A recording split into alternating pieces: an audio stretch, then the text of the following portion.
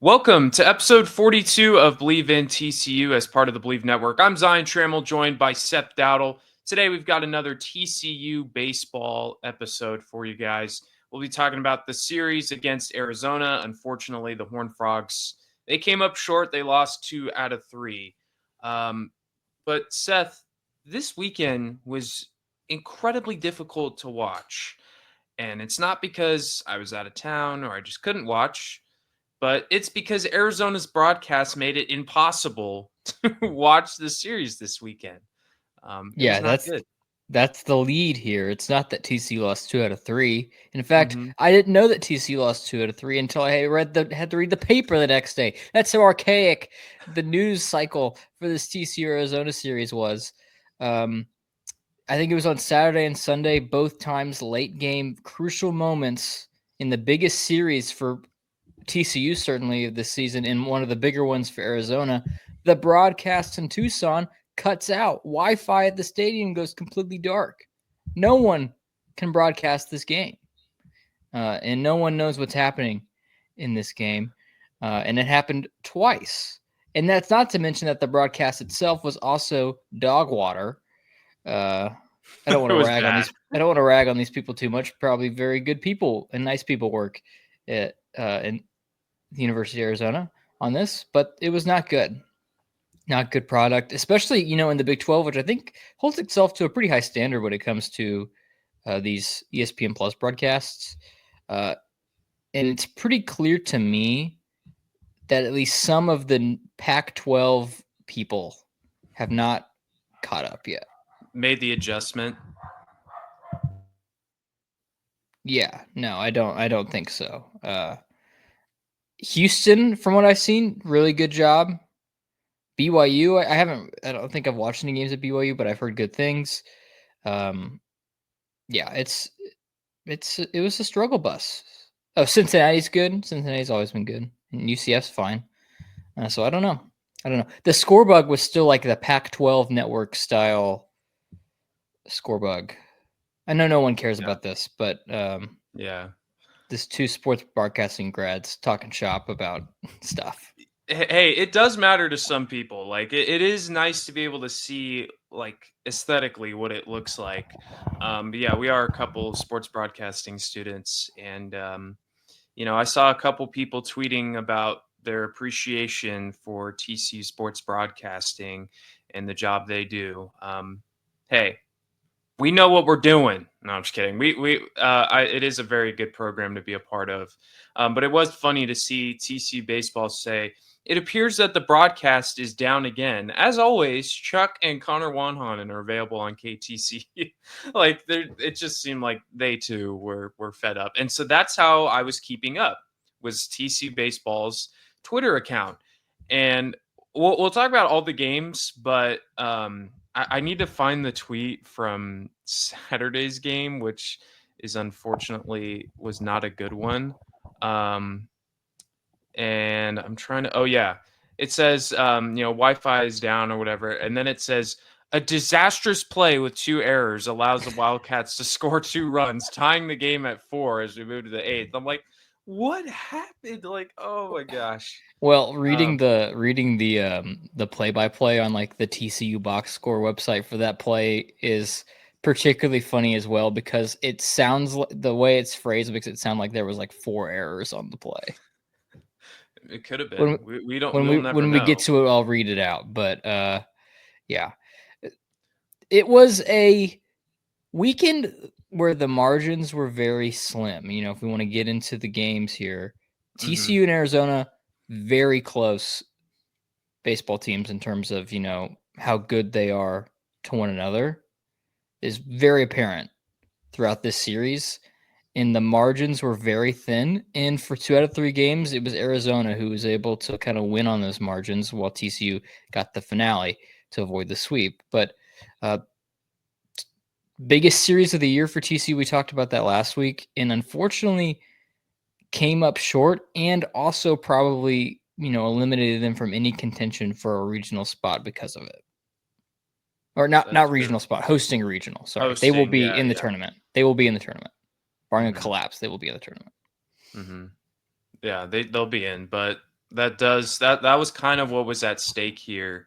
Um, Arizona now holding that tiebreaker over TCU, and we'll talk about the standings later on. But this is like an Arizona team. They don't really rely on the home run ball a lot. They came in near the bottom of the Big 12 in home runs hit this season, and then on Friday, although on Friday that Aaron Walton, their best hitter, he hit 2 home runs to help lead them to victory. But then they didn't hit a home run the rest of the series. They relied a lot on like productive outs and putting the ball in play, moving guys over. A lot of sack flies. I think on Sunday, like 3 of their 6 runs were on sack flies. They took the lead on Saturday from a sack fly, and they were trailing a lot. In the early parts of both of those games on Friday and Saturday, TCU led 3-1 through the fourth inning. And then after that, the Horned Frogs only had 5 base runners and left them all on base. So they struggled to try to close things out on Friday. And then on Saturday, they led 4-0 through the fifth inning. And then the defense completely collapsed and they lost 5-4. So Arizona did a little bit better at the small things, productive outs, moving guys over, and playing good defense, and that was kind of the difference in those 2 games, in my opinion. Yeah, absolutely. And it's kind of demoralizing too because of the way you lose them. You lead in every single game in the series at one point. Uh, like post fifth inning, TCU had a lead in all these games and lost 2 of them. Mm-hmm. And it's a little disappointing because I really feel like they thought like you can deal with the loss on I think Friday. Just kind of a comeback win for Arizona, but it's the one on Saturday I think that really stings. You're at 4-1, like you mentioned, and then that 2-error play that I will read out now, which sounds ridiculous. In the 7th, a single, he advanced to second on a fielding error by the second baseman, advanced to third on a throwing error by the first baseman, RBI. Another guy advanced to third, scored on the error, unearned. Another guy scored. That's bad. It reminds That's me bad. of another play that happened to a DFW baseball team. Hmm. Um, about a week and a half ago. Yeah. Maybe one Texas Rangers team. Yeah, here's the deal about double error plays. They can just derail a whole operation. And that's what It's it did. it's one thing to just make an error, but don't stack errors in one play. Like, I think some guys will try to do a little too much after the error is committed to try to make up for it instead of just eating it and living with the mistake and then still finding a way to get out of it. But unfortunately, they stacked up errors and that's how they lost. That's one of the biggest coaching cliches too, like don't, unravel a mistake into multiple. That's not how Hmm. it's ever phrased, but that's how I'm going to choose to phrase it. Yeah, we know. I know what you meant. But and you always hear someone say that, and you're like, I'll never do that, and then you see it happening in front of your eyes, or I've been in that case as well where I've made a mistake in the field, and then completely panicked. It's usually like a panic thing, Hmm. and I'll bobble a ball at second base, and then I'll panic and I'll sail it all the way to Collin County. Like I'll just yeet it over the first baseman's head. Oh my gosh. Uh, but yeah, that one's the most unfortunate. Obviously, great to bounce back on Sunday, and I think if you're gonna lose a series and only win one, it's always nice to win the last one because then you kind of go into the next one with a little bit of added confidence. Whereas if that game on Saturday happened on Sunday, I think you leave a little bit demoralized. It's a lot more. It's easier to just bounce back and shake it off when you have a game the next day instead of having to wait like 5 days. And then on Sunday, the offense went crazy: 13 runs, 17 hits. Carson Bowen went 3 for 6 with 5 RBIs. My goodness, what a second half of the season he's had. I mean, goodness, he's returning to form here. Do you remember earlier in the year when we were like, "Man, this offense stinks"? Yeah, It I doesn't. remember that. That feels like a long time ago, but I do remember that. It doesn't. Like Bowen's hitting 321, OPS at 900. I mean, Sawyer Strasnyder, we don't need to talk about him anymore, but he is amazing. Noah Franco has been so great. Yeah, I mean, this offense is really, really good. Um, just kind of unfortunate that the defense let them down on Saturday. Because I really think that TCU played a pretty good series, other than, like those kind of like small things that coaches really drill into you, where, as a player who, admittedly didn't play past high school ball, but like, coaches are always like preaching to you, like, do the little things right. And sometimes you can have a tendency to kind of push that aside in your mind. And I'm not saying that's what happened here, but certainly, the little things caught up to TCU on Saturday in Arizona, as you mentioned, and was able to execute on them a whole lot better and come out with those wins. As such, TCU, my theory of them being in the top 20, not being in the top 25 and playing better, was kind of kiboshed because, uh, but it's whatever. It's whatever. It's okay. This just means that they won't be in the top 25, and that theory can continue to persist. Well, I was just thinking about this. Like, this is the first time that we've talked about a series because they lost to UCF, but we didn't have an episode that weekend. So, other than that, we haven't really talked about a TCU series loss in a long time. I don't think the last time they lost a series was against Arizona State and then UCF and then this one. So, um Yeah, and that Arizona State one was pretty bad too. those so speaking of sports broadcasting, those were the two games that I had worked for, and those were like the longest games ever. And in those moments, I thought we're going to be the worst team in the Big 12. We suck, and then they They found a way really, to recover. really picked up the pace after that Yeah. because you get the Texas Tech series win, you beat UTRGV, you win a series against Houston, you sweep BYU, you sweep Kansas. Um, so yeah, I mean, it's been a really strange year for TCU baseball. I would say it's been a good year for TCU Hmm. baseball. Around expectations for me for sure. I would have liked, some of the more crucial Big 12 series like those Arizona State ones and like this one against Arizona to come out a little bit differently. But I think they're in a really good spot heading into the final 2 weeks of the regular season. And then as we head into the Big 12 tournament and then uh, regionals and then hopefully supers and then, Omaha, um, depending on where they end up. But yeah, you got Cincinnati and Utah next. Very winnable series. If you can shake off the rust, or not shake off the rust, but shake off, kind of the stench of Saturday, so to Hmm. speak. I think you put yourself in a good spot. Yeah, Cincinnati finds himself at 13-11 in Big 12 play, and then is the worst team in the Big 12 at 5-19 in conference play. So again, very winnable. You can position yourself nicely in the conference because it's very tight. Like West Virginia is at the top; they're 18-4. I imagine that's going to hold. They are really really good, but really, what 2 through 6 is kind of like wide open. Arizona State at 16 wins, and then you have Kansas, Arizona, and TCU all at 15-9 records.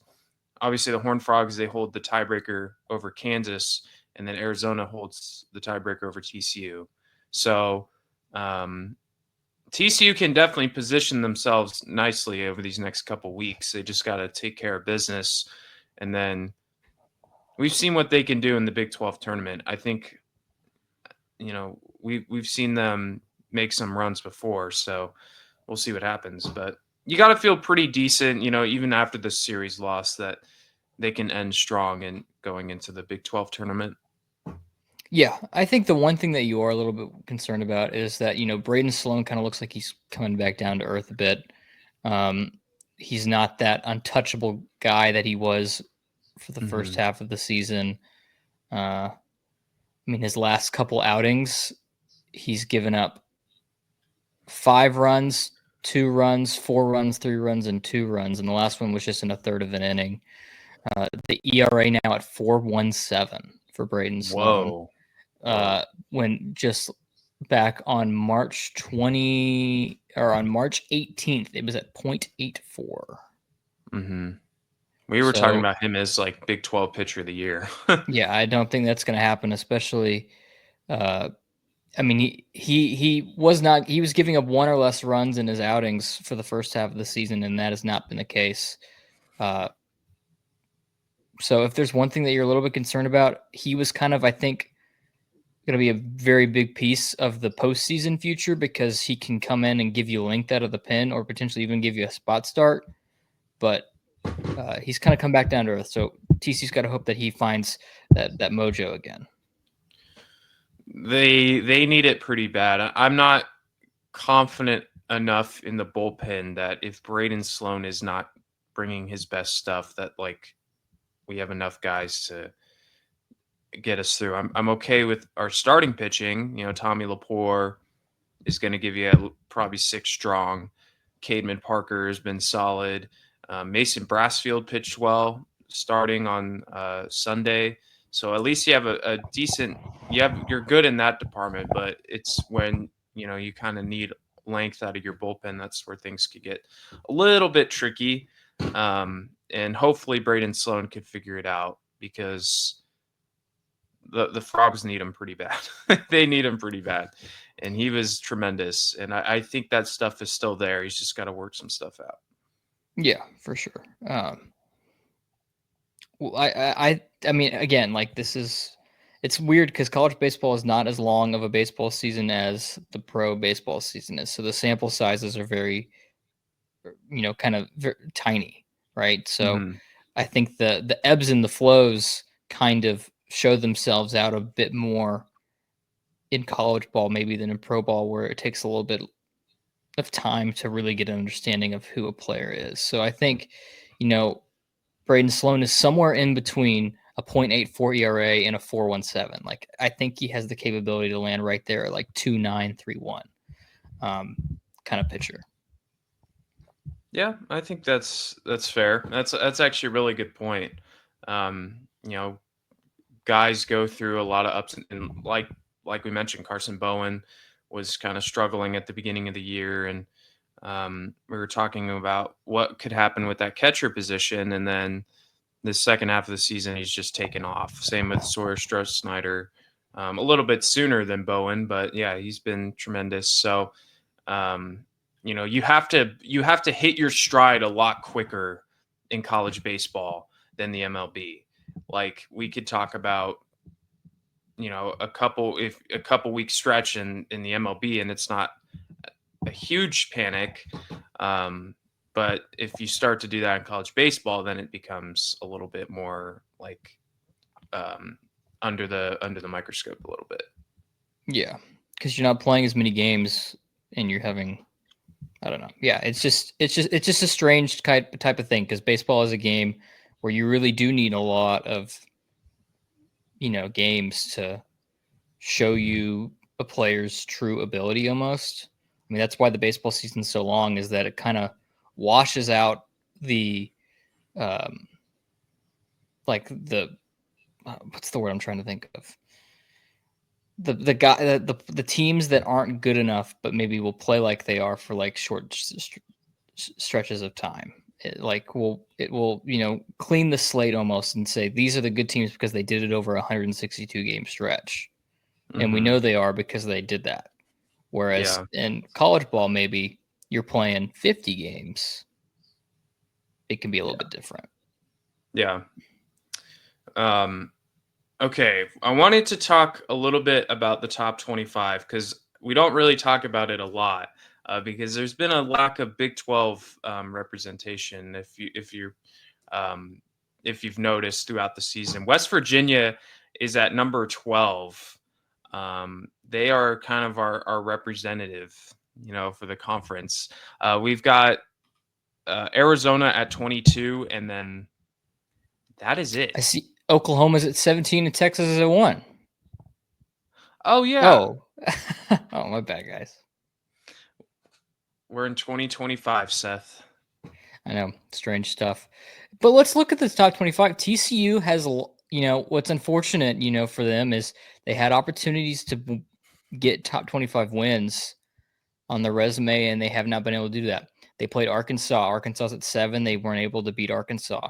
They played Southern Miss in a series and lost that series, and then they played Arizona in that series and lost it as well. So, of the 3 teams that TCU's played that's in the top 25, they unfortunately lost those series. And had that gone the other way, maybe we're talking a little bit different about TCU's regional hosting hopes.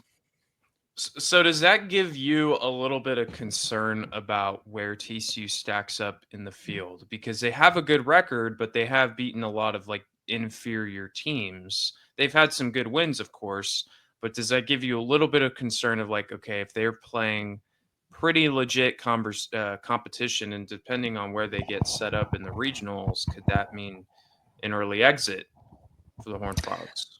Maybe, I don't know. I mean, if we want to go based on RPI, TCU is the 15th best RPI in the Yeah. country, ahead of some really good SEC competition, including West Virginia for some reason. TCU has a higher RPI than West Virginia. I don't really know how RPI works. Don't ask me. I don't either. All I know is that they use it a lot in seeding for the tournament. So, or it's one of the, kind of like a kin pom sort of thing. Maybe it depends really where they go. I've seen a lot of projections to see them in Austin as the 2 seeded for the Texas regional, and that scares the crap out of me. I'm not gonna lie. So get us out yeah, of like Texas or Texas A&M. I don't. I mean, A&M's not hosting, so it'll probably, if we are going to stay in Texas, it would No, be yeah, in Austin. in Austin. Yeah. So, and they kind of like to, keep them close-ish if they can. Yeah.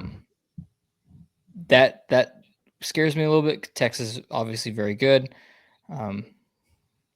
but yeah, I don't know. I don't think so. It's honestly hard to tell until I think I'll get a good read on that. See how they do in the tournament, Big 12 tournament. Mm-hmm. If they're a really quick exit, then maybe I'll get a little concerned. But right now, no, because I really think they win that Arizona series if they don't have a couple gaffes on Saturday, right? And I don't want to call it fluky, but I'll call it fluky. What a weird series. I mean, the broadcast isn't working. Like the errors all over the place. Did it even really happen? Is my question. So, yeah, no, it didn't. Exactly, it didn't happen. So, yeah, I don't think so. I don't think it worries me. And yeah, I just wanted to ask that. Just and I'm not trying to downplay how TCU has played this season and the level of their opponent. I think their offense and their starting pitching can certainly get them into a far run into the playoffs, because they've got a lot of different guys that on each night you don't know who's going to produce. So I think this team can definitely compete, but it will give us kind of a better idea with how they play in a tournament in with the Big 12 tournament in Arlington coming up here in a few weeks. But before that, again, they take on Cincinnati at home this weekend, Friday, Saturday, Sunday, for their final home series of the season. They have no more midweek games, so something we don't have to worry about is a midweek game. And then they'll round out the season heading to Salt Lake City to take on Utah, where, again, you feel like you're confident that they can win a series there. But yeah, TCU hanging around in the top of the Big 12 standings, 33 and 15 overall, 15 and 9 in Big 12 play. And we're excited to see how the rest of the season finishes up. But that'll finish things up here for this episode of Believe in TCU. You can follow us on Instagram, subscribe to our YouTube page, or listen to us wherever you get your podcasts, all at Believe in TCU. So for Seth Dowdle, I'm Zion Trammell. Thanks for tuning in. We'll see you guys next time. And as always, go Frogs.